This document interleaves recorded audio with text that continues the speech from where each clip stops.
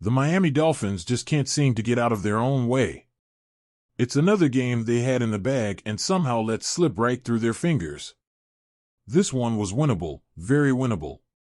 Yet, here we are, again left shaking our heads, wondering what could have been. The story?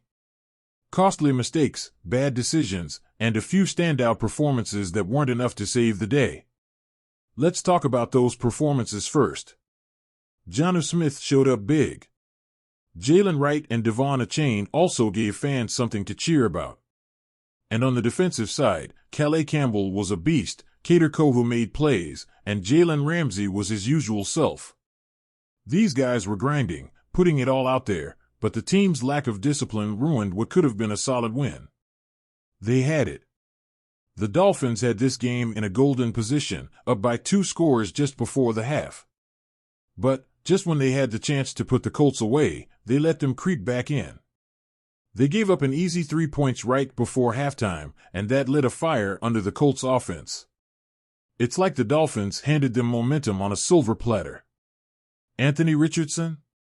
Miami had him under control for most of the game, but what did it matter when the offense kept shooting itself in the foot? Offensive mistakes were the dagger in the Dolphins' heart. And those mistakes kept turning into points for the other team. How do you even recover from that? Even when Tyler Huntley got hurt, the Dolphins had a chance to pull off something late in the game. But Mike McDaniel, for some reason, called that fullback dive. Everyone saw it coming from a mile away. And then, to make things worse, Jason Sanders misses another field goal. This is becoming a trend, and not a good one. Special teams, man, they're like a hidden problem that's actually not so hidden anymore. It's one of those things that no one really wants to talk about, but it's hurting this team big time. And then there are the penalties, the turnovers, all these things that scream lack of execution. You look at the bright spots, Raheem Mostert had moments, Alec Ingold was solid, and yet, their contributions are overshadowed by these mistakes. The young stars? Dominating at times. But the errors are what stick out. Chop Robinson? Disappointing. You'd expect him to be a game changer, a guy who disrupts everything. Instead, he missed tackles, couldn't get pressure, and looked like a guy who wasn't ready for the moment. The Dolphins need more from their first-round picks, but Chop just wasn't there today. There's another issue, too, accountability. Or rather, the lack of it. McDaniel has a reputation as a smart, creative coach, but where's the accountability?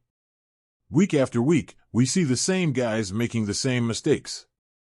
It's frustrating. Julian Hill? Awful again. Tyreek Hill, one of the best playmakers in the league, was held to a single catch, and it wasn't because he wasn't getting open. He just couldn't find that one perfect pass from Huntley. And don't even start on special teams. Danny Crossman's unit is a disaster.